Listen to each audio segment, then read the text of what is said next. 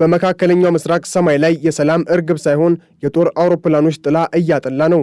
ዓለም በታላቅ ስጋት ውስጥ ናት። ታህሳስ 21 ቀን 2018 ዓ.ም በፍሎሪዳ ማራላጎ ቤተ መንግሥት የተካሄደው ስብሰባ ተራ ዲፕሎማሲያዊ ወግ አይደለም። ይህ ስብሰባ በ21ኛው ክፍለ ዘመን ታላቁ የጦርነት መባቻ ሊሆን የሚችልበት ዕድል እጅግ ሰፊ ሆኗል። ዶናልድ ትራምፕ እና ቤንያሚን ኔታንያሁ ተገናኝተው መክረዋል። ከመከሩ በኋላ ግን የወጡት ቃላት ዓለምን እያስገመገሙ ነው።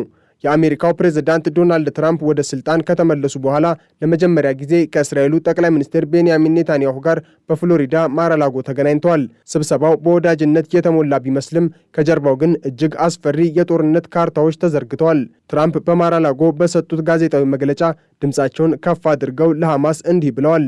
ትጥቅ የማትፈቱ ከሆነ እንግዲያውስ የገሃነምን ዋጋ ለመክፈል ተዘጋጁ። ይህ ቃል ተራ ፖለቲካዊ ዛቻ አይደለም። ትራምፕ ሐማስ በአጭር ጊዜ ውስጥ ትጥቁን ካላስቀመጠ በጋዛ ላይ ታይቶ የማይታወቅ የኃይል እርምጃ እንደሚወሰድ አሳውቀዋል። የጋዛው የተኩስ አቁም ስምምነት ካለፈው ጥቅምት ወር ጀምሮ ተግባራዊ ቢሆንም እስካሁን ከ400 በላይ ፍልስጤማውያን በእስራኤል ጥቃት ተገድለዋል። ስምምነቱ በፈሳሽ መሬት ላይ የቆመ ነው። ትራምፕ ግን ጥፋቱን በሙሉ ሐማስ ላይ ክምር አድርገውታል። እስራኤል ቃሏን ጠብቃለች፣ ሐማስ ግን አሁንም ግትር ነው ሲሉ ተደምጠዋል። ነገር ግን ሐማስና ወታደራዊ ክንፉ አልቅሳ ብርጌድ ትጥቅ የመፍታቱን ጥያቄ ፈጽሞ የማይታሰብ ሲሉ ውድቅ አድርገውታል። ይህ ግጭት ደግሞ ጋዛን ዳግም ወደ ፍርስራሽነት ሊቀይራት የሚችል የሰዓት ቦምብ ሆኗል። አሁን ወደ ዋናው ማጠንጠኛ እንምጣ። የትራምፕ ትልቁ ኢላማ ኢራን ናት። ባሳለፍነው የአውሮፓውያኑ ሰኔ ወር 2025 በእስራኤልና በኢራን መካከል የ12 ቀን ከባድ ጦርነት ተካሂዶ ነበር። አሜሪካ በወቅቱ የኢራንን የኒውክሌር ጣቢያዎችና የሚሳኤል ማከማቻዎችን በከፊል ደምስሳለች። አሁን ግን መረጃዎች እንደሚያመላክቱት ኢራን በድብቅና በአዳዲስ ስፍራዎች የኒውክሌር ፕሮግራሟንና የባለስቲክ ሚሳኤል ክምችቷን እየገነባች ነው። ትራምፕ ይህንን መረጃ በመያዝ ነው ቴሄራንን ያስፈራሩት። የሰጡት አስተያየት ግን እጅግ የሚገርምና አስደንጋጭ ነበር። የቢቱ ቦምብ ጣይ አውሮፕላኖቻችንን ነዳጅ በከንቱ ማባከን አንፈልግም ብለዋል። አንድ ጉዞ 37 ሰዓት ይፈጃል። ነገር ግን ኢራን በድጋሚ ግንባታ ከጀመረች ያንን ግንባታ ሙሉ በሙሉ እናጠፋዋለን ብለዋል። ትራምፕ እናጠፋዋለን የሚለውን ቃል የተጠቀሙት ሆነ ብለው የጦርነቱን አስከፊነት ለመጠቆም ነው። ኔታንያሁ ለትራምፕ አንድ ትልቅ ስጦታ ይዘው መጥተዋል። እሱም የእስራኤል ፕራይዝ ነው። ይህ ሽልማት በእስራኤል ታሪክ ውስጥ ለአንድ የውጭ ሀገር ዜጋ ሲሰጥ የመጀመሪያው ነው። ነገር ግን ይህ ሽልማት ተራ ክብር አይደለም። እስራኤል አሜሪካን ወደ ቀጣዩ የኢራን ጦርነት ሙሉ በሙሉ ለማስገባት የሰነዘረችው የዲፕሎማሲ ማጥመጃ ነው የሚሉ ወገኖች ጥቂት አይደሉም።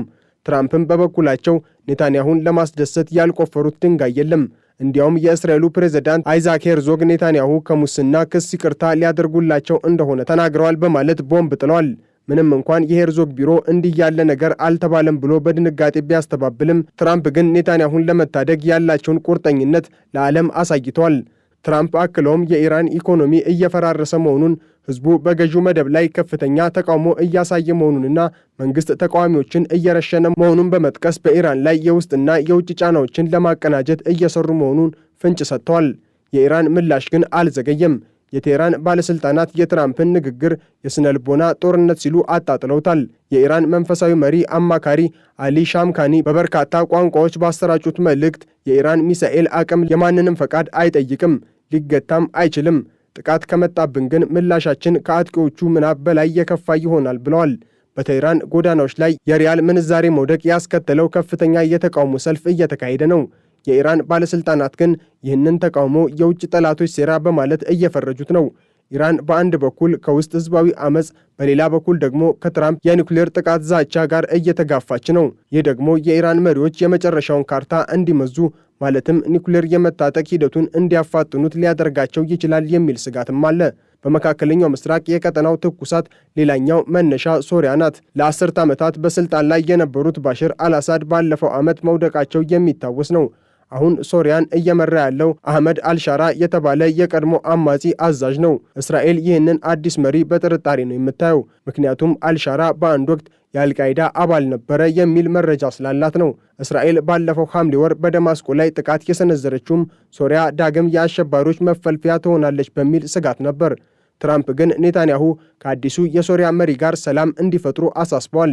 በሌላ በኩል ቱርክ በጋዛ የሰላም አስከባሪ ኃይል እንድትልክ ትራምፕ ያቀረቡት ሐሳብ በእስራኤል በኩል ትልቅ ስጋትን ፈጥሯል። የኤርዶጋን ቱርክና የኔታንያሁ እስራኤል የውሃና የነዳጅ ያክል የማይቀላቀሉ መሆናቸው የታወቀ ነው። አሁን ያለው ሁኔታ እጅግ አሳሳቢ በሆነ ደረጃ ላይ ተሸጋግሯል። የትራምፕ መመለስ በመካከለኛው ምስራቅ የሰላም ተስፋ ይዞ ይመጣል ተብሎ ቢጠበቅም አሁን ግን የታየው የኃይል ፖለቲካ ነው። ኢራን ትጥቋን ካላላላችና አሜሪካ እናጠፋዋለን ያለችውን ዛቻ ተግባራዊ ካደረገች መላው መካከለኛው ምስራቅ በኒውክሌር እቶን ውስጥ ሊገባ ይችላል። ሐማስ ትጥቅ ለመፍታት ፈቃደኛ ካልሆነ እስራኤል ጋዛን ሙሉ በሙሉ የመኖሪያ አልባ የማድረግ ዘመቻዋን ልትቀጥል ትችላለች። ሂዝቦላህ ከኢራን በሚሰጠው ትዕዛዝ መሰረት እስራኤልን ከሰሜን በኩል መውረር ከጀመረ ጦርነቱ ወደ 5 ሀገራት በቀጥታ ይዛመታል። የነዳጅ ዋጋ በዓለም ገበያ ላይ መናርና የኢራን የሪያል ምንዛሬ መፈራረስ ዓለም አቀፍ የኢኮኖሚ ቀውስ ሊያስከትል ይችላል። ዶናልድ ትራምፕ በመጪው ጥር ማለትም ጃንዋሪ 2026 በጋዛ ላይ ታላቅ መግለጫ እንደሚሰጡ ይጠበቃል። ይህ መግለጫ የጋዛን ጊዜያዊ መንግስትና ዓለም አቀፍ የሰላም አስከባሪ ኃይል በዝርዝር የሚያስተዋውቅ ይሆናል ተብሏል። ነገር ግን ይህ እቅድ ኒዮኮሎኒያሊዝም ወይም አዲሱ ቅኝ አገዛዝ ነው በሚል በፍልስጤማውያን ዘንድ ከፍተኛ ተቃውሞ እየገጠመው ነው። ትራምፕ ራሳቸውን የሰላም ፕሬዝዳንት አድርገው ቢቆጥሩም መንገዳቸው ግን በደምና በባሩድ የታጀበ ነው። ኔታንያሁ ደግሞ ይህንን የአሜሪካን የጡንቻ ፖለቲካ ተጠቅመው የእስራኤልን ቀንደኛ ጠላቶች ማለትም ኢራንን እና ሐማስን ለአንዴና ለመጨረሻ ጊዜ ለመደምሰስ ቆርጠው ተነስተዋል። የቀጠናው ትኩሳት አሁን ከቁጥጥር ውጪ ሊወጣ ጥቂት ኢንቾች ብቻ ቀርተውታል። ትራምፕ የገሃነምን ደጅ ከፍተዋል ወይስ የሰላምን በር? ኢራን ለአሜሪካ ዛቻ እጅ ትሰጣለች ወይስ ዓለምን ወደማይታወቅ ጥፋት ትመራለች? ሐማስ በጋዛ ፍርስራሽ ላይ ሆኖ ትጥቅ አልፈታም ማለቱስ ምን ዋጋ ያስከፍላል? ይህ የኃይል ሚዛን ፍጥጫ በመጪዎቹ ወራት የሚታይ ይሆናል። ይህ በእንዲህ እንዳለ የመካከለኛው ምስራቅ የፖለቲካ እሳተ ገሞራ ዳግም ፈንድቷል። ለዓመታት በአንድ ጥምረት ውስጥ ሆነው በየመን ምድር ወንድማማቾች ነን ሲሉ የነበሩት ሳውዲ አረቢያና የተባበሩት አረብ ኤምሬትስ ዛሬ ሰይፍና ጋሻቸውን አውጥተው ለለየለት ፍጥጫ ተዘጋጅተዋል። የትላንቱ የዲፕሎማሲ ፈገግታ በዛሬው የጦር አውሮፕላኖች ድምፅ ተተክቷል። ሁኔታው የተቀሰቀሰው የተባበሩት አረብ ኤምሬትስ የምታስታጥቀውና በገንዘብ የምትደግፈው የደቡብ የመን ተገንጣይ ቡድን ወይም ኤስቲሲ የሳውዲ ደጀን የሆኑትን የሀድራማውት እና የአልማህራ ግዛቶችን በኃይል ጠራርጎ መቆጣጠሩን ተከትሎ ነው። ይህ እርምጃ በሪያድ ቤተ መንግስት ዘንድ እንደ ተራ ወታደራዊ እንቅስቃሴ ሳይሆን የሳውዲን የጀርባ አጥንት ለመስበር የታለመ የታሪካዊ ክህደት ተግባር ተደርጎ ተወስዷል። የሳውዲው የውጭ ጉዳይ ሚኒስቴር ባወጣው መግለጫ የኤምሬትስ ድርጊት የመንግስቱን ብሔራዊ ደህንነት አደጋ ላይ የጣለ እጅግ አደገኛ እርምጃ ሲል አውግዞታል። ሪያድ አክላም በአቡዳቢ የ24 ሰዓት የሞት ሽረት ማስጠንቀቂያ ሰጥታለች። ወታደሮችሽን በአንድ ቀን ውስጥ ጠቅልለሽ ውጪ፣ ካልሆነ ግን የሚል አስፈሪ ዛቻን አስተላልፋለች። ዘገባዎች እንደሚያመላክቱት ሪያድ ማስጠንቀቂያ ሰጥታ እጆቿን አጣጥፋ አልተቀመጠችም።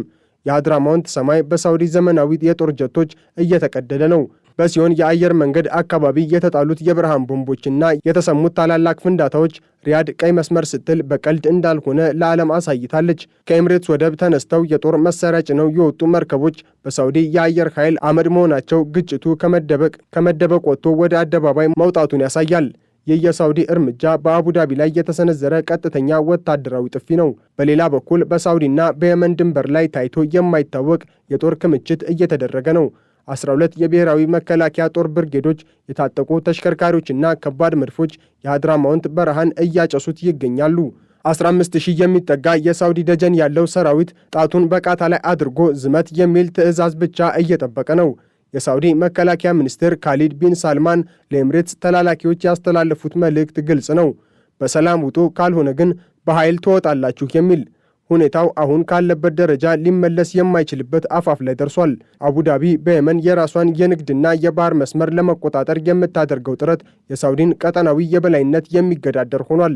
ዋሽንግተን በበኩሏ በማርኮ ሩቢዮ በኩል ተረጋጉ የሚል የዲፕሎማሲ ጥሪ ብታቀርብም የሪያድ ቁጣ ግን የሚበርድ አይመስልም። ለሳውዲ አረቢያ ይህ ጦርነት የህልውና ጉዳይ ነው። ለኤምሬትስ ደግሞ የተጀመረውን የደቡብ የመን መንግስት የመመስረት ህልም የማሳካት ጉዳይ ነው።